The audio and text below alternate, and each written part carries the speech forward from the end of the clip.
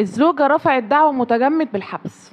تمام تمام يا أستاذة، أنا ما دخلتش وقسطت الفلوس قصاد القاضي.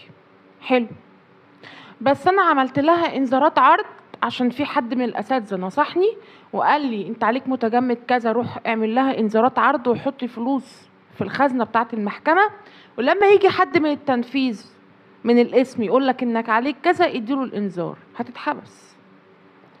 هتتحبس وهتدفع الفلوس تاني. دي نصيحة أنا بسمعها ناس كتير بترددها وتقولك اعمل إنذارات العرض بعد ما خلاص هي دعوة الحبس تكون أخدت عليك الحبس شهر. اوعى تعمل كده، استنى لما هي تيجي تنفذ عليك عن طريق الاسم، ادفع الفلوس وخد إيصال من الاسم بالسداد. ليه؟ الإنذار ده ما يجيش حاجة قصاد حكم محكمة. هو عليك حكم شهر هينفذوا عليك لا الدفع ولا الحبس، انت تجيب لي انذار ان في فلوس، اقل كلمه هيقولها لك روح طلع الفلوس من خزنه المحكمه وتعالى ادفعها، انا ماليش دعوه بالانذار.